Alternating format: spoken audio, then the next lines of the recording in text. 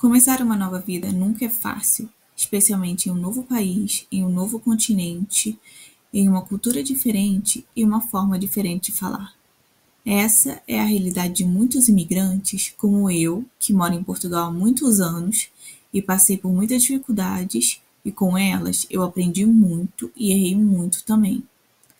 Diversos imigrantes passam por dificuldades, alguns mais do que os outros, dependendo das circunstâncias e recursos, mas no fim todos lidam com apertos.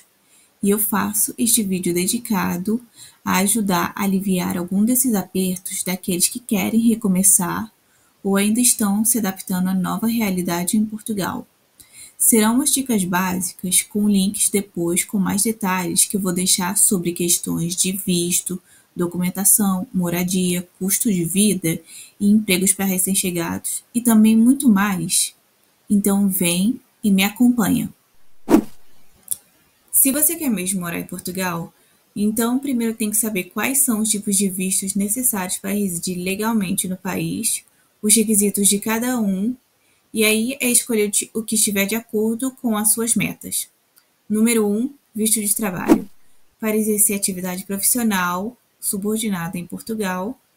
Número 2, visto de empreendedor, que é vistos para empreendedores que desejam criar ou investir em um negócio em Portugal. Número 3, visto de pesquisa, docente ou atividade altamente qualificada, que é um tipo de visto de trabalho, mas como o próprio nome já diz, atividades de alto nível, por exemplo, como professores universitários, profissionais executivos ou até profissionais de TI. Número 4, visto de estadia temporária, que é para estadias que excedam mais de 3 meses, mas não ultrapassem um ano, que é usado para casos como tratamento médico, acompanhamento familiar e até intercâmbio. Número 5, visto de estudo, que é destinado para estrangeiros que desejam frequentar instituições de ensino em Portugal para efetuar graduação, pós-graduação, mestrado, licenciatura. Número 6, visto de estágio, que é para aqueles que desejam obter um estágio profissional aqui e também nem precisa estar estudando para obter esse visto. Número 7, visto de voluntariado, que como o próprio nome já diz, para aqueles que desejam participar de algum programa de voluntariado aqui em Portugal. E por fim, o visto de rendimento próprio, que é utilizado para aposentados ou qualquer outra pessoa que tenha meios comprovados de rendimento próprio. Cada um desses vistos aí tem um requisito diferente, que no caso eu não vou perder tempo falando sobre isso, foi apenas uma breve introdução, mas eu vou deixar aqui no link da descrição um serviço chamado Ability Portugal, que tem aí o Instagram deles, em que eles descomplicam aí a questão da imigração, ajudam vocês, e isso aí serve como um pontapé inicial. Eu conheci até uma dessas pessoas, que é a Cláudia Tonico, que é uma brasileira que mora aqui há mais de 20 anos e já tem dupla nacionalidade. Eu também vou deixar na descrição do vídeo links de sites que falam com mais detalhes sobre a questão de documentação e legalização. Por exemplo, o portal diplomático, Cidadania Portuguesa e o próprio AIMA, que lida com a questão de naturalização e imigração aqui em Portugal, para que vocês possam ver com mais detalhes e decidir o que querem e precisam. Existe um site chamado Numbeo que compartilha informação atual e oportuna sobre condições de vida em todo o mundo, incluindo custo de vida, indicadores de habitação, trânsito, crime, saúde e poluição, e está disponível na descrição do vídeo o link do site. Quando se trata de custo de vida, é importante saber quais são as zonas mais caras e baratas de um país, a fim de saber o que vai doer mais ou menos no seu bolso, de preferência menos, né?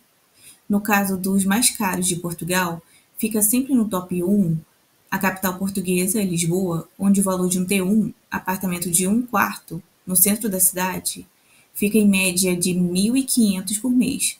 E se o objetivo for vir aqui com a família, então saiba que fica em torno de 2.600 euros por mês, um T3. Em segundo lugar, Porto, onde o valor é um tiquinho menor comparado com Lisboa, de custo de vida. enquanto o valor, no caso de um T1 no centro da cidade, fica em torno de 1.000, quase 1.100 por mês. Entretanto, tem certos valores que eu vi em grupos de imóveis, onde você pode conseguir um T1 por 750 a 950, mas eu recomendo que fique meio longe do centro, porque no centro fica cada vez mais alto. E lá o valor de um T3 chega em torno de 1.800, quase a 1.900 por mês. Em terceiro lugar, Funchal, na Ilha da Madeira, que é uma versão portuguesa para os meus conterrâneos do nosso querido Fernando de Noronha. Nosso querido e caro também, porque é muito turístico por lá. E fica em torno de 1.200, um T1 no centro. Mas espera aí, Fernanda. Se, no caso, o Porto fica em torno de 1.000, quase 1.100, um T1, e em Funchal fica em 1.200, por que ele fica no top 3? Bom, no caso, são por dois fatores. A Ilha da Madeira é tipo uma região autônoma, então o salário mínimo lá é diferente, fica em torno de 915 por mês, enquanto em Portugal continental fica em torno de 870 por mês o salário mínimo. Segundo fator é que o custo de vida, com exceção do arrendamento, de mercado, lazer, internet e transporte, é menor comparado com Porto e Lisboa, por isso que ele fica no top 3. Em quarto lugar, Faro, em que fica em média quase chegando a 1.000 euros por mês, o valor de um T1 no centro, onde o resto do custo de vida também chega a ser parecido com Funchal, então é menor que os outros dois, de acordo com os valores que eu pesquisei na Numbeo e que vocês podem depois confirmar. E aí, no caso, agora partindo para os mais baratos, para ver aí se alguém pode sentir menos dor no bolso, começando em ordem decrescente, fica Braga, Setúbal, Coimbra, Coimbra fica antes de Aveiro, porque Coimbra é uma cidade muito universitária. E no caso de Braga e Setúbal, está tendo aí muito refatoramento imobiliário, onde está aumentando certos valores de arrendamento, porém você ainda pode encontrar algumas coisas mais em conta. Seguindo então, eu estava em Aveiro, né? Era Aveiro? Sim. Depois fica Vila Real, Caldas da Rainha, Portimão, Viseu, Corvilhã, onde no caso em Viseu, parando em Viseu aí, o valor de um T3, por exemplo, chega a ficar em torno de 520 por mês. E aí são muitos outros distritos, mas aí eu comentei os mais visitados e importantes. Por exemplo, também tem o Évora, que eu não comentei antes, o Santarém e Viana do Castelo, onde, como eu disse, são muitos, e depois eu vou deixar aí um ranking mais preciso dos valores de cada um por mês e do custo de vida, e o testemunho de vários brasileiros que moram por lá. E aí você pode decidir qual é a melhor opção baseado no seu objetivo, condições e, especialmente, bolso. Às vezes, oportunidades falam muito mais alto do que custo de vida. Como assim, Fernanda? No caso, Portugal é um país carente no setor tecnológico, com isso, eles têm muitas vagas para profissionais de TI. Entretanto, a maioria delas é para trabalhar ou em Lisboa ou no Porto. E aí não é impossível você achar alguma oportunidade em Braga, Aveiro, Vila Real, Funchal. Contudo, baseado nos seus conhecimentos, somado com os requisitos das empresas, é difícil depois de você ter uma segunda opção, mais opções, caso a primeira não der certo. Com isso, eu sugiro que você prepare o seu bolso para viver ou em Lisboa ou no Porto. E se você é de uma área mais específica do desenvolvimento de jogos ou animação, eu recomendo que você tente outro país, porque aqui é difícil. Eu recomendo que tente a Espanha, que é melhor. Aqui em Portugal não tem muito investimento nessas áreas específicas da tecnologia. No máximo, você conseguiria tentar uma oportunidade na Fabamac, que trabalha com jogos de cassino, ou na Saber Interactive, que tem um escritório aqui em Vila Nova de Gaia, para tentar desenvolver jogos. Contudo, se você realmente é daqueles que quer investir em jogos ou em modelação 3D, eu recomendo a Espanha. De modo geral, não é fácil conseguir um trabalho aqui em Portugal, a menos que você já tenha um currículo com um nível muito elevado, ou já venha com um contrato de trabalho garantido, ou a sua área tem escassez de profissionais. A capacidade de conseguir um trabalho depende de certos aspectos, desde o seu currículo, a validação do seu diploma, a sua situação e, é claro, a área em que deseja atuar. E o primeiro trabalho é sempre mais complicado de se conseguir aqui.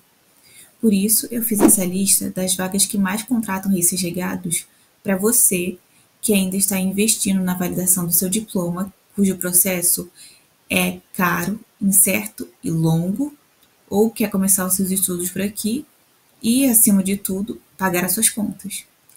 E estes são os sites de emprego onde você pode encontrar cada uma dessas vagas. E este site em específico é para vagas só para mesmo para o pessoal da TI.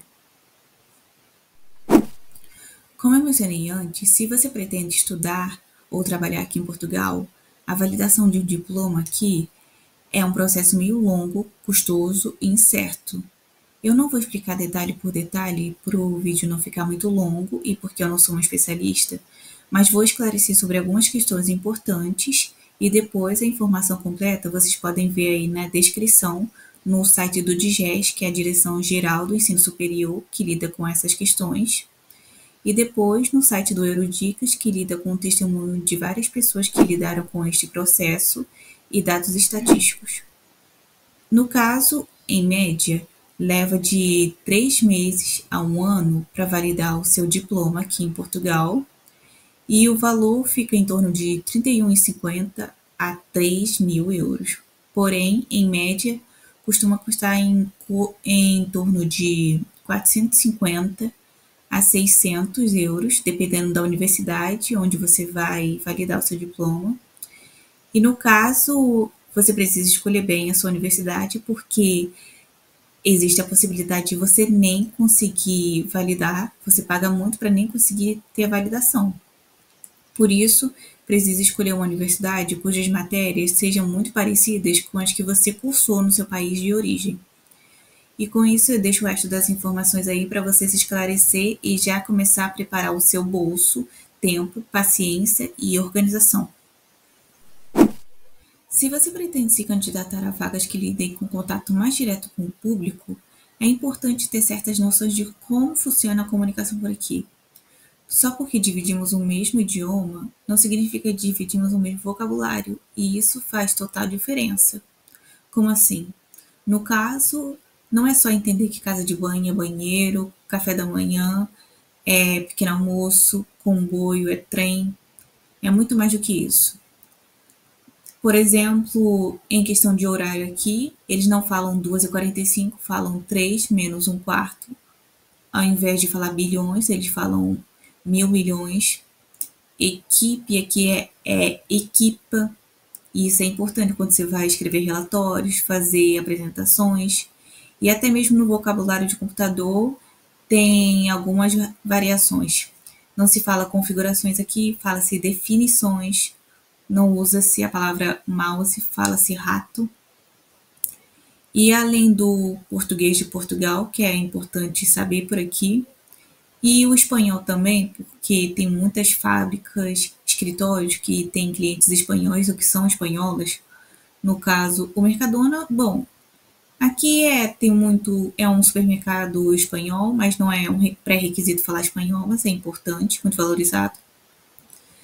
E fora isso, se você já sabe inglês, isso valoriza muito no seu perfil, mas é por aqui considerado algo básico. No Brasil é muito elevado saber inglês.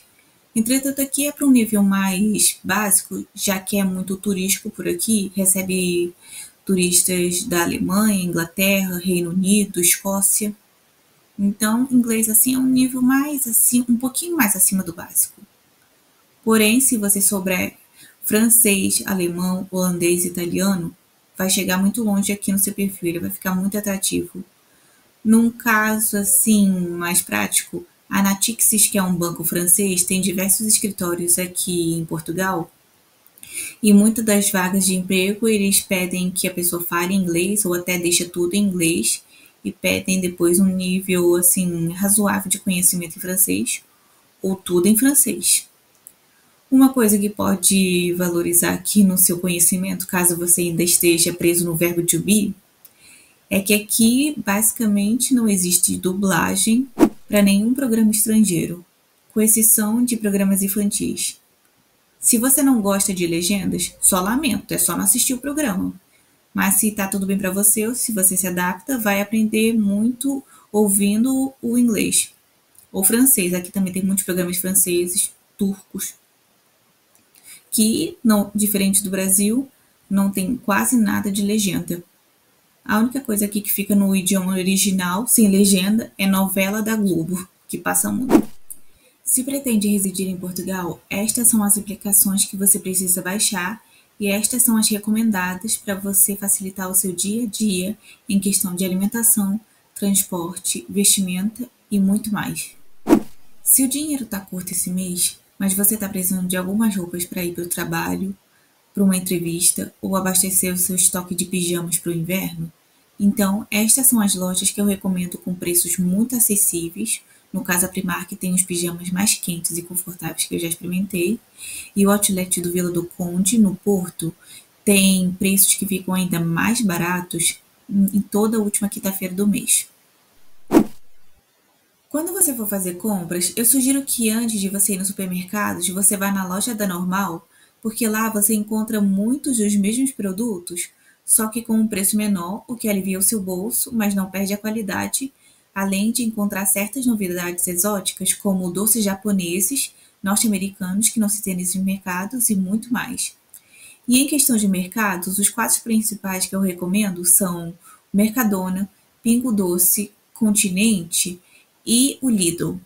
No caso de prioridades, eu sempre priorizo o Mercadona se estiver mais perto, mas se não tiver, eu gosto mais do Continente e o Pingo Doce está na mesma medida do Continente, só que lá tem mais promoções. Espero que tenha achado o conteúdo bastante útil e aliviado alguns apertos. E para os recém-chegados ou para aqueles que querem começar uma nova fase em Portugal, eu não vou mentir, vai ser duro e trabalhoso, mas com o tempo vai melhorar e com o decorrer vão descobrir muitas surpresas agradáveis sobre Portugal. Se você é daquele que gosta de contribuir, então deixe nos comentários suas experiências ou de outros em relação à validação de diploma, moradia, custo de vida, viagens, entrevistas, empregos e muito mais. Com isso, então eu desejo para vocês não boa sorte, mas bom preparo, que é o que precisam. Beijos e até o próximo vídeo.